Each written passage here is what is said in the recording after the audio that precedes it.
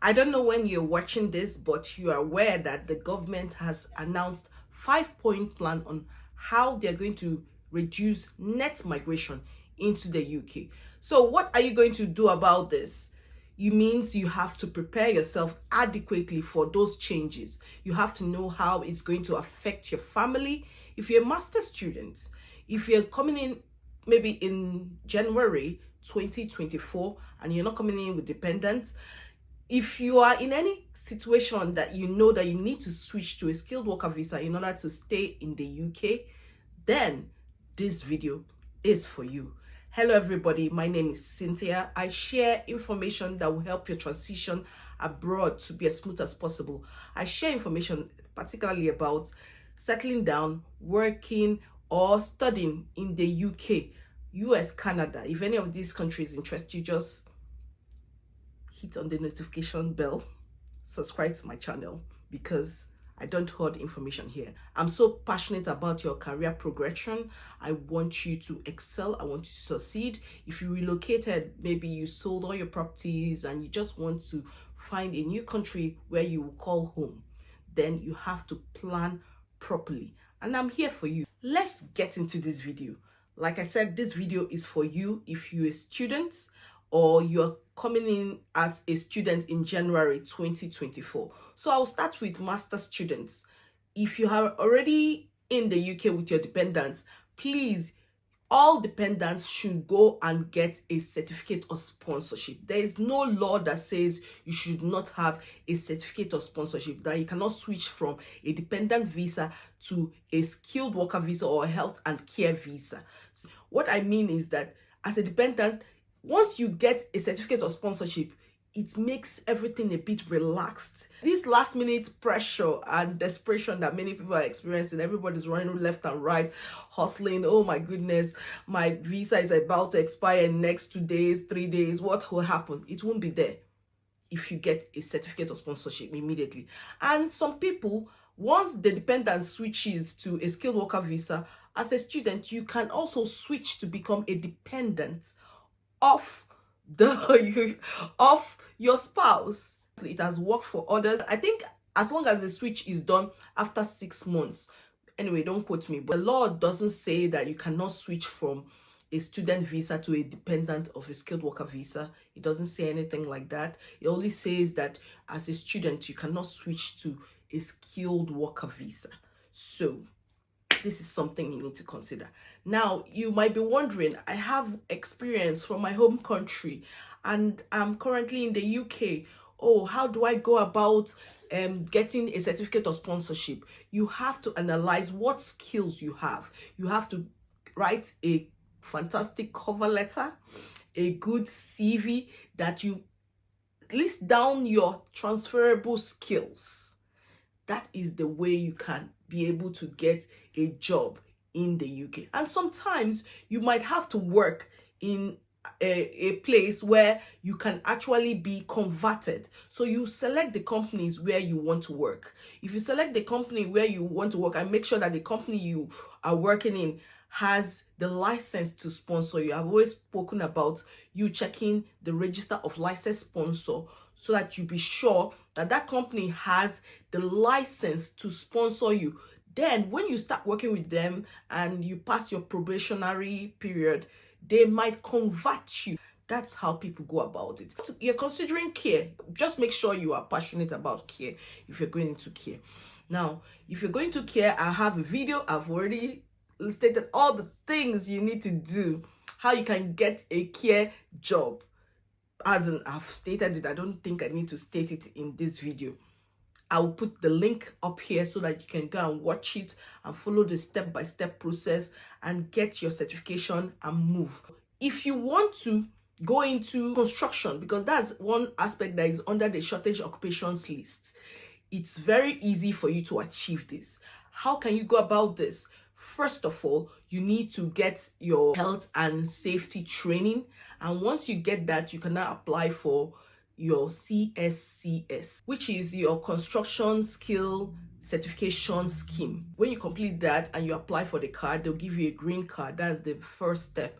So with that, you can get a job, and it doesn't cost much It costs about 36 pounds. It depends, so just get it done. I'm going to show you the YouTube channel where you can prepare yourself with 50 questions that they ask you in that particular exam. Now, some of them last for 1 day, some of them might be 3 days, some of them might be for 5 days. Get a job in construction. There are many jobs that are under the shortage occupations list, and they can give you visa sponsorship, and your family has more stability, so that there won't be so much pressure on the student who is thinking, oh, I need to pass my exams, I'm taking care of the children, oh, I'm only allowed to work for 20 hours, and what do I do? Anxiety everywhere. No, you owe it to your family to keep everybody sane in this climate. There's so much you guys need to do, but you have to work as a unit to plan your progress, to plan how you can move forward in your life. Another option, like I said, is whatever job or work experience you've had from your home country, just prepare a CV. And let me tell you something, that there is what they call ATS system. There are keywords on your CV that the computer will screen, and it will rank your CV. So the top people with the highest scores are now moved to the recruiter. So the recruiter or hiring agent or manager will be able to look at those CVs, but others will not be looked at. So if you have been applying for jobs, you have applied for 400 jobs and nobody is responding to you or inviting you for an interview, is because your CV is not top notch.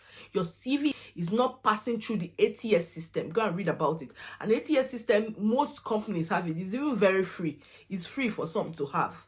Before, when it was expensive for such companies to acquire it. But now it's online, it's free. So they just put in some keywords that they want, and they sieve the CVs they want, and others just get kicked by the side. You have to understand that you need to tailor your CV and your cover letter to meet the job description, and that is the way you can move forward. Another thing I'm going to talk about, if you're a master's student, if you're coming to this country, you know that this is, and maybe you are coming in January, or you're already you're prepared to start your studies in January. You can start with jobs in the school. There are so many jobs in the school. Check whether your school has Unitemps. If your school has Unitemps, apply for jobs using Unitemps, or any school website or student website where students can look for job and apply. See, you can work as a librarian. Your school might have a hotel or motel or conference center where you can serve as a waitress, or maybe you are someone in the halls, taking care of the halls, or your school has gyms, sports centers. See, this is how you should think. If you're coming in and you're thinking of going into IT, data science, business analyst, or be an IT professional, just know that anywhere you can swap your ID card to enter, that particular place needs someone that is in IT. They would offer IT services to people. It means that they need the services of someone that would bring value to their company. So I just gave you an idea now. So anywhere that you know that you don't need to pay cash, you have to pay through an ATM or a system, or you have to swap your card to have access to the building or something like that, just know that those people need your services. Find out about the university you are in, whether they have IT services where students can work part-time or internship opportunities are available. Explore it.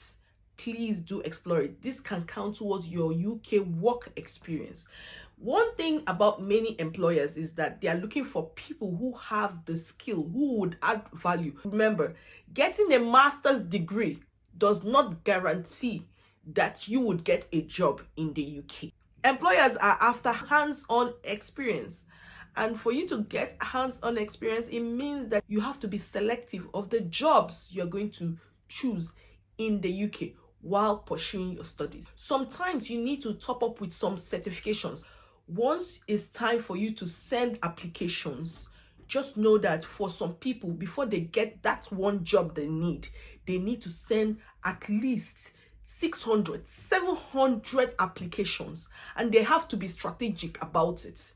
So if you're saying I've been applying for jobs for a very long time, I'm not getting any job, but if you're not getting any interview, it might be that your CV is not well tailored and your cover letter is not well tailored to meet the job description. Many employers put in a minimum of like 80 and above. I've been customizing CV for a very long time. To be sincere, many people don't hit that mark. Many people don't hit that mark, and they are not aware that they have to tailor their CV or cover letter to meet the job description. That is one thing. Another thing I need to explain to you is that just know there are opportunities just like PhD. PhD is research. If you're interested in research, it's something you can explore. Some people have said there are no many PhD scholarship opportunities in the UK. It might be true when you compare it with the US, but there are opportunities. There are PhD opportunities. I did my PhD here. I was sponsored. I had my scholarship here. You can explore that. Other opportunities include, while you're doing your master's and you're acquiring it, you can apply for Canada PR, because having a master's plus your BSc, combining two of them can add some points when you are checking the CRS too. So it means you write IELTS, you make sure you score high on your IELTS score exam or test. Then you make sure you have your master's, your BSc and your master's. You do a WES evaluation, and then you just take care of things, and there you go. That is how you explore it. I hope this video, it will be of benefit to you. I just decided to rant because there are a lot of people stranded. There's this last minute rush everybody's having. Families are at the risk of going back. You don't want to fail your masters. You want to excel in your masters, and you want to do well in all round. I wish you the best. Bye bye.